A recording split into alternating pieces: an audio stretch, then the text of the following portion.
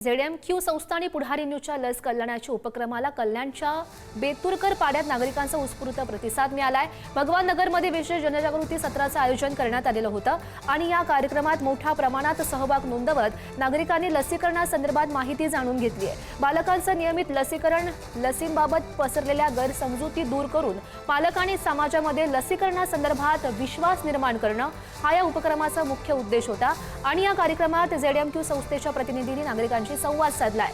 या उपक्रमामुळे लसीकरणाबाबत सखोल माहिती मिळत असल्याचं या मोहिमेमध्ये सहभागी झालेल्या अंगणवाडी सेविका दर्शन यांनी सांगितलंय।